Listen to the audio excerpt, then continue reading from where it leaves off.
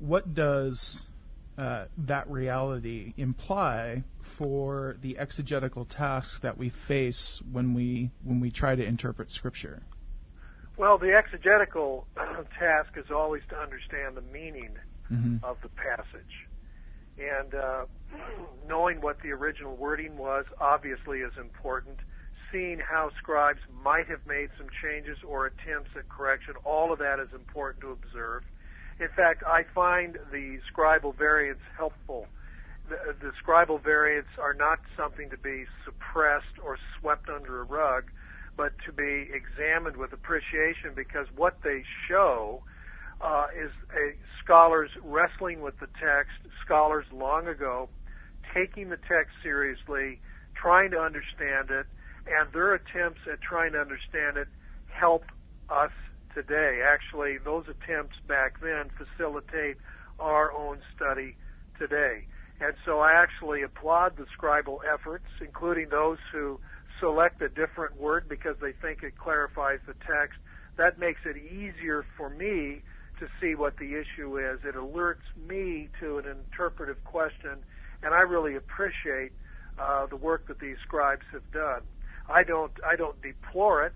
I celebrate it. Yeah, which is the uncommon view in a lot of circles today, to be sure. Oh, you're quite right. Yeah. And, I hope, and of course we've been talking about Chapter 3, the chapter that is about writing and literacy and reading in antiquity and what the archaeology shows us about that.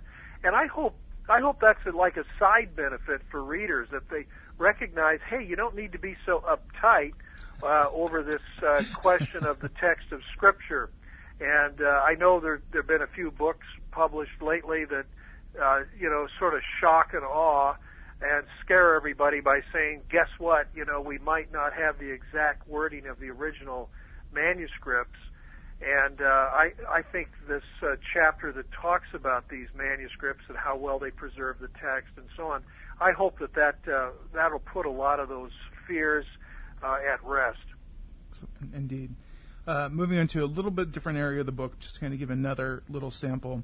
I grew up, and I've always understood, and I think it's commonly believed, that Jesus grew up kind of, quote-unquote, on the margins or in a backwater area of Galilee. But according to your book, archaeology has essentially overturned this conclusion. What evidence exists for the new, more urban understandings of Jesus' childhood setting where he grew up, and how does the city of Sepphoris support this claim? Well, very good question, and that's in fact why that's the opening chapter, to talk about Sepphoris, this city just 4 miles away from Nazareth, where Jesus grew up, where Jesus was a boy. That's his hometown. And yet 4 miles away is a Greco-Roman styled city in appearance. It has a paved street, it has columns, it has major buildings, and so that's very important. Jesus, in other words, did not grow up in rustic isolation and place-bound. And, of course, when we say 4 miles, for a lot of us moderns, we think, well, boy, if you didn't have a car, 4 miles is a long ways away. Well, for people in antiquity who walked a lot, a 4-mile walk is no big deal. You could commute, and I have a feeling that some in Nazareth and other villages nearby did commute to Sepphoris for work, whether it was for building the city or for other activities. And so one of the things we learn, Jesus grows up in the shadow of a city, but there's a network of roads, and there's commerce. And this is one of the things where science comes in. We're able to test now pottery wherever we find it, and we're able then to get its signature, its DNA, as it were, and we know what clay source it came from. Well, what we've discovered is there's this village about 10 miles away from Nazareth. It's called Kephar Hanania, and this village produced what we estimate about 75% of all the pottery of Jewish villages in Galilee. Well, when you think about it, that's amazing, because why not buy pottery from the Gentile village that's just 2 miles away? Why would you buy pottery that had to be shipped all the way across Galilee? That would add to its cost. And the reason for that is that the Jewish people took their purity laws seriously, and pottery could be easily contaminated, so you needed a steady supply of pottery. It's almost like plastic cups and paper plates, not quite, but it's analogous to that. Sure. And so what this tells us is it tells us two important things. Number one, it tells us that the Jewish people took purity traditions seriously.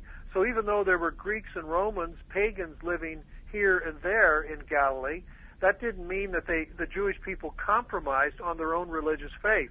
Number two, it tells us that there was an active commerce, that there were roads and people traveled and products moved quickly. So again, it suggests that nobody in Galilee grew up in isolation, place-bound, and didn't have much of an idea about the bigger world.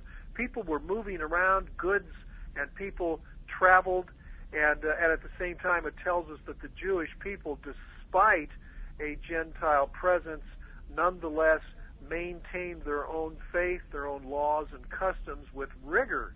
The other thing we learned about Sepphoris, even though it looked Greco-Roman, paved street, impressive buildings, a theater, and so on, nonetheless the people who lived there in Jesus' time were very Jewish. They had their ritual immersion pools in their homes. They avoided pork, like we have found the city dump, and everybody who lived there prior to the year 70 A.D., everybody who lived there avoided pork. It's not till later when Gentiles move into the city after the year 70 that pork bones in the garbage of the city dump represents about 1/3 of all the animal bones. So archaeology tells us about what kind of food people ate, and therefore when we're talking about Jewish people, what kind of religious observances and so on. So all of the archaeology at Sepphoris, that big city near Jesus' hometown, suggests that the people who lived there were very Jewish in their perspectives. In other words, there weren't Gentiles eating pork ribs. There weren't cynic philosophers influencing young Jewish men from nearby villages, but in fact it was a pious and Jewish observant population. That was the context in which Jesus grew up, in the context of the synagogue, but also in a context of a Galilee where people traveled and moved about. And Jesus, I think, had a pretty good idea of his world by the time he engaged later on as an adult in ministry. Fascinating stuff.